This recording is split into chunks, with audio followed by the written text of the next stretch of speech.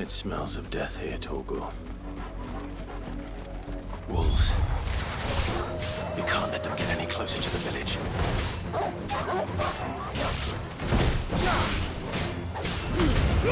Give them all you've got, boy. Don't let them get away. There, boy. Over here.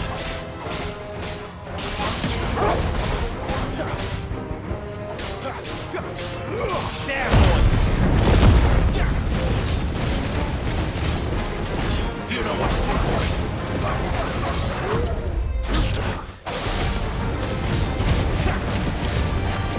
Get him, boy. Keep your distance, boy. You know what to do, boy. Get him. Get him, boy.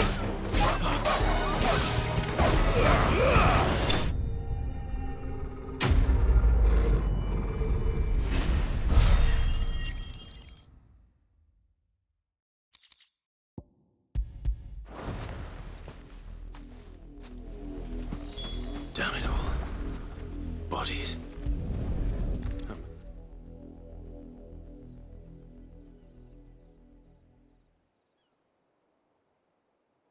Well, the wolves have been busy. But the blood is long dry.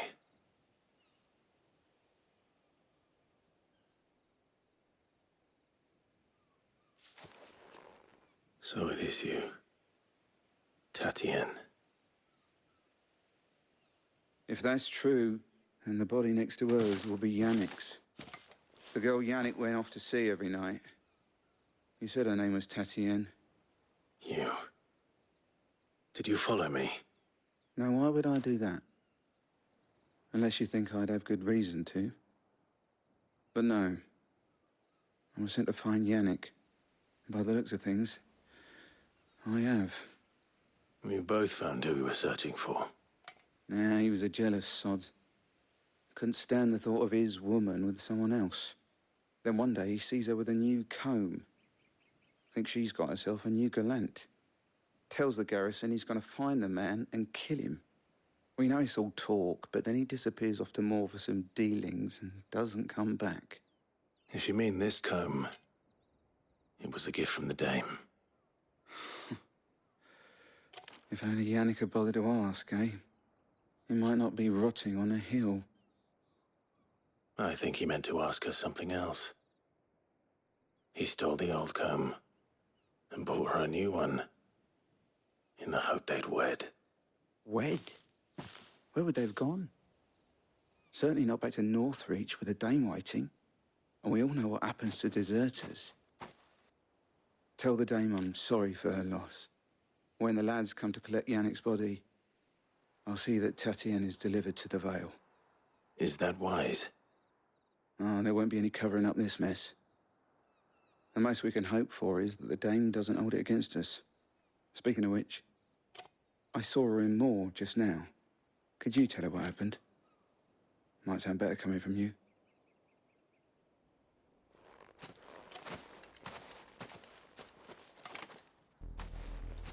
I need to tell Isabel. Perhaps the comb will give her something to remember Tatienne by.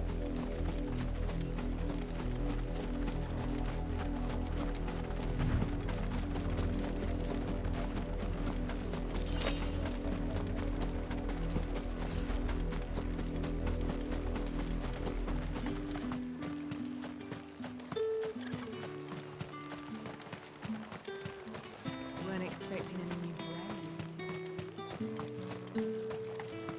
If it was a message that...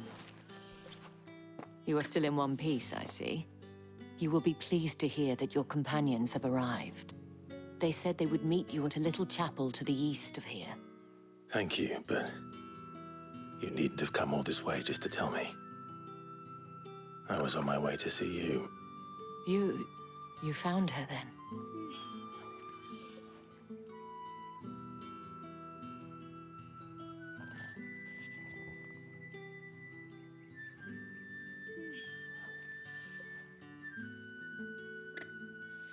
I see. My dear Tatienne. It is by no means uncommon for a client to fall for a courtesan.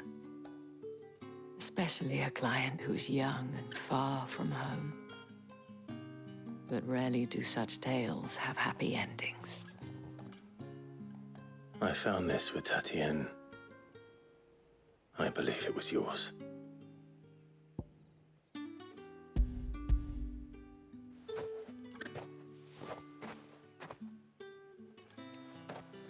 Thank you for returning it. I shall see that it has a place on her pyre.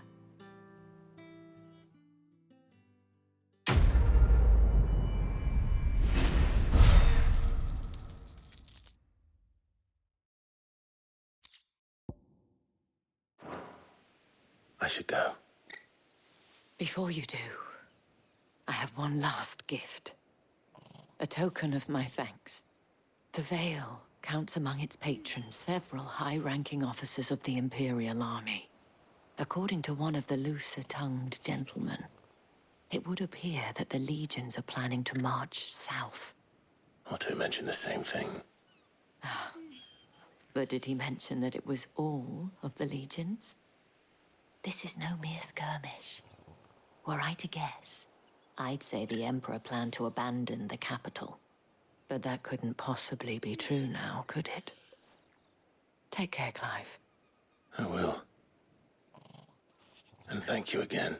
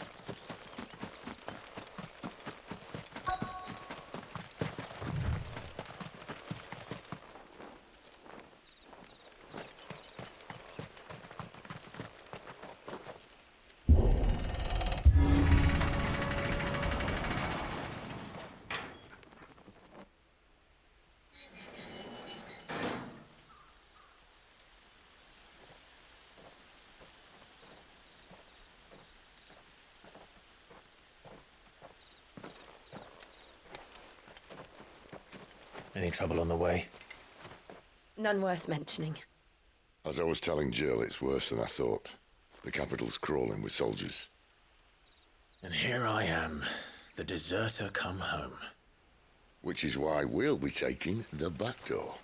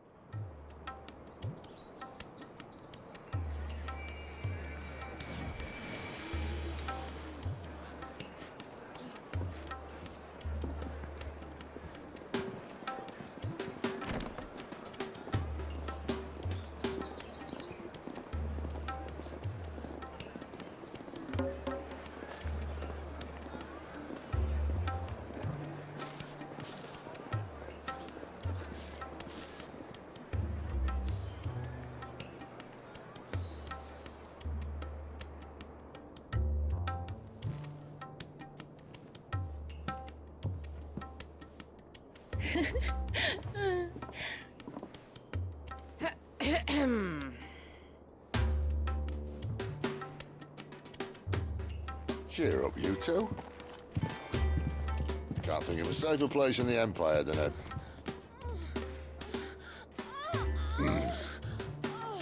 brothel. Really? Doesn't seem very private.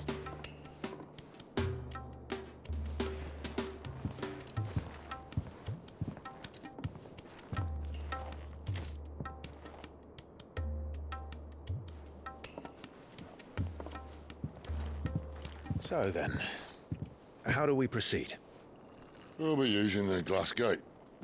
Tonight, just after sunset. Where the shards are loaded for transport. That is one of the most heavily guarded points in all of Sambrek. But not the most, which is a start. Besides, I know a shortcut straight to the heart. A shortcut. And how exactly did you come to know about this fatal chink in the Empire's armor? Let's just say I may have attempted something similar before. And may have ended up running for dear life after being discovered by Bahamut, but that's not important. Sid, if the Mother Crystals truly are the cause of the Blight... If? You wound me, Jill. What I'm trying to say is, if the powers that be know all of this, why do they sit idle and allow it to continue? In case you haven't noticed, the God-fearing people of this realm and their pious leaders care for but one thing, themselves. And they'll do whatever it takes to hold on to power. The rest of us are just a means to an end. The moment you raise your voice against them, you're decried as an outlaw, clapped in irons and slung in a cell to rot. An outlaw. Whoever controls the crystals controls the realm. But our kind can wield magic without them. To our rulers, we must seem the most convenient of tools, and the most dangerous. But what makes them think they have the right to use us? To leave us to die when our bodies are spent? Does a nobleman weep for a broken mug? A torn tunic? Our fate means nothing to them. No, this isn't a battle you can win with words.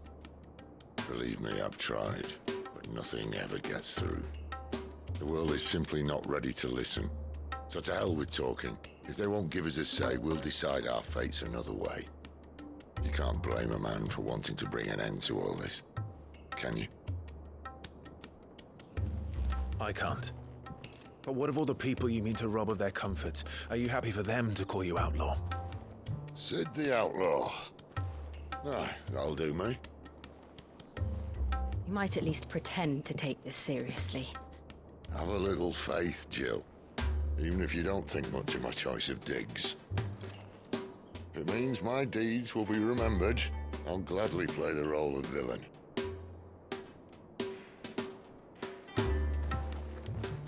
But first, we have a gate to crash.